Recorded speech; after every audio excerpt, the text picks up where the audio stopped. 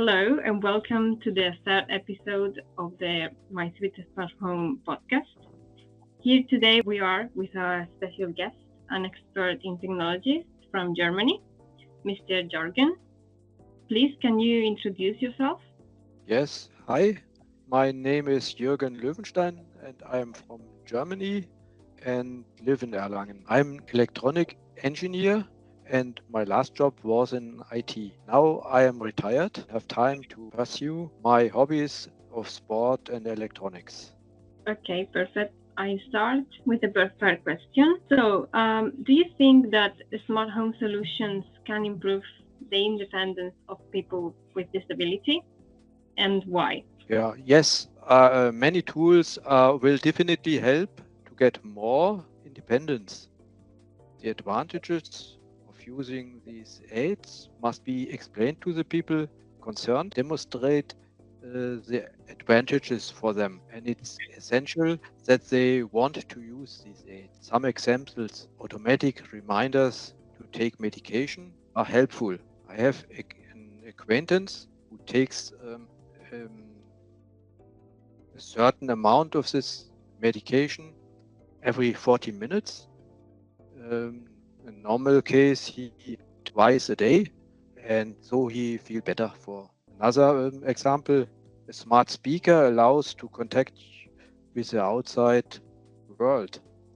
A smart speaker allows to control various smart components like lights, cooler, or door opener.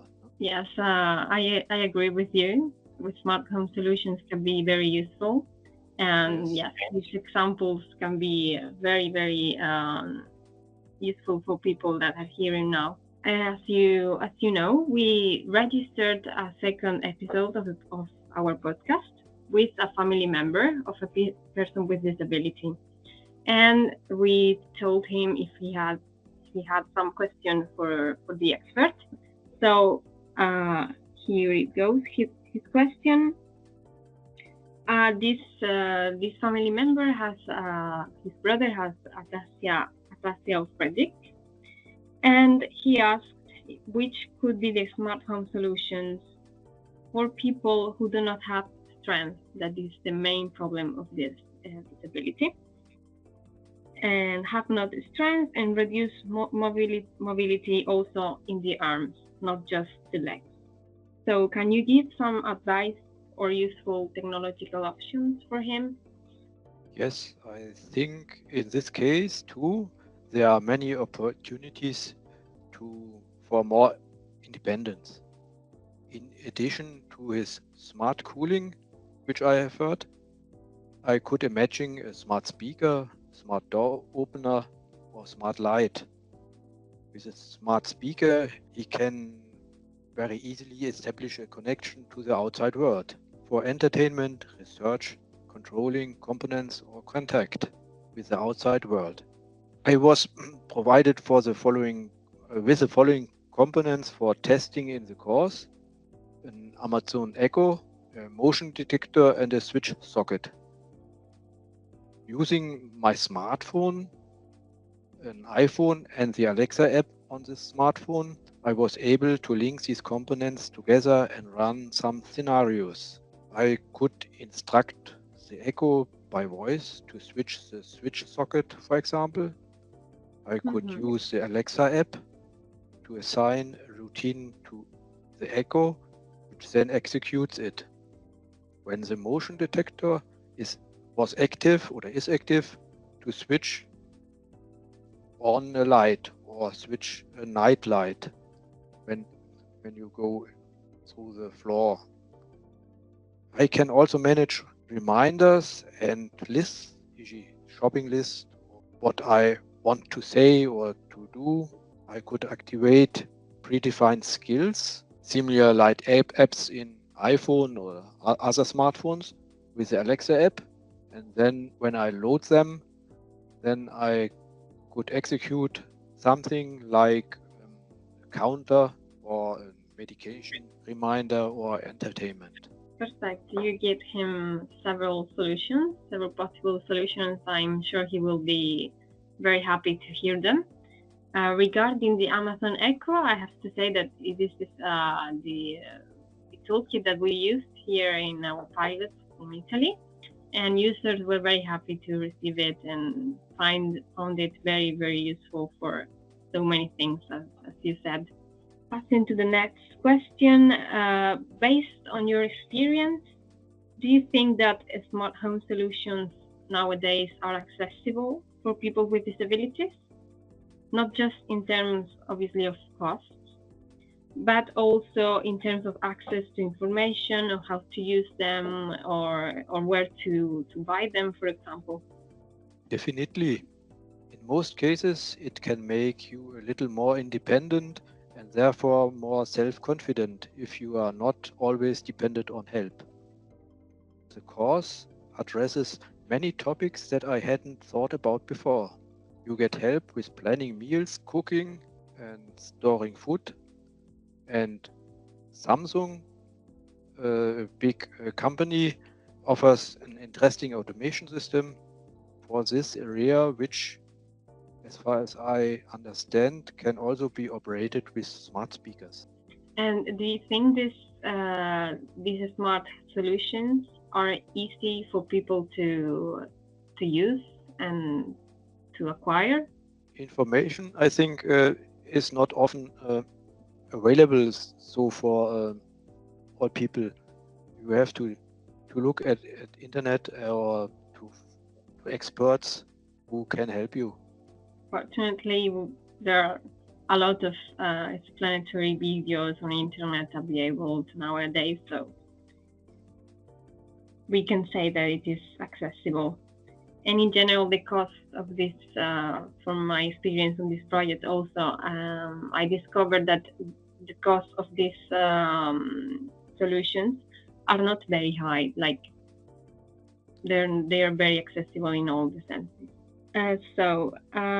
Could you tell us some experience in which you saw that technology has improved radically the quality of life of a person with disability? Do you have some examples? Yes, I have an example. My wife has had type 1 diabetes for 2 years. And first, it was very hard. She had to take a manual blood glucose reading, which is only a snapshot at the moment. And therefore, she had to measure very often in order to inject the right amount of insulin. And then she was given a measuring system.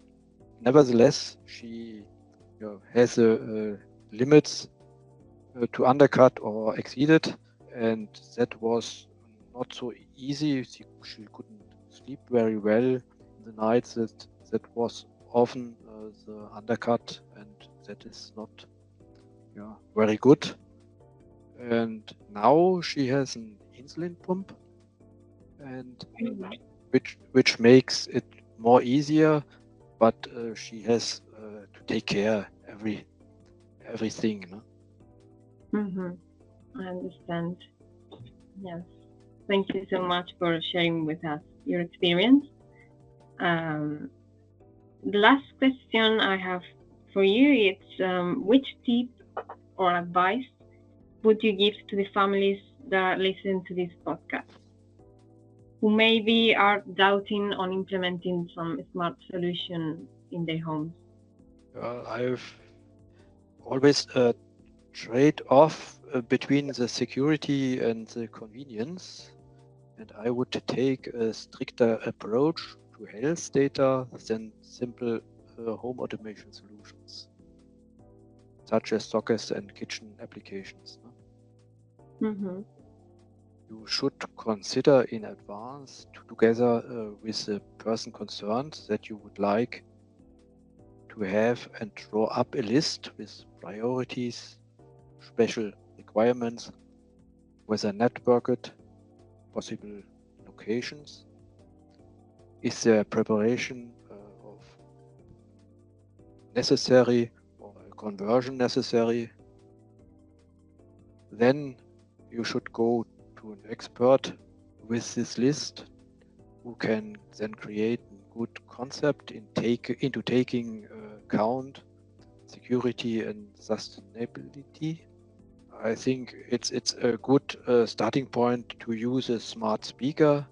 It has already many entertainment functions implemented, many integrated without any problems.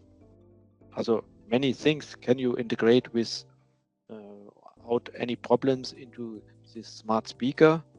It is often that interfaces make problems, and that's why it makes sense to have an expert who will help you. That is actually very good advice.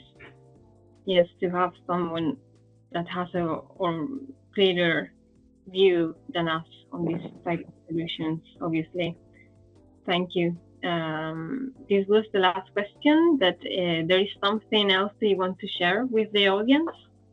I think you should have an idea what you want to integrate in your smart home, and then start small. And perfect. Yes. Thank you. Thank you so much for your time, Mr. Jorgen. And it was a pleasure for us having you here in this podcast and also in the project. I thank you not just for my part, also from all the consortium, and also for your participation in all the phases of the project. Thank you so much. And yes, telling the audience that they can find all the results on our project website of My Sweet Smart Home, and that you shouldn't miss any updates of the final phase of the project. Thank you so much.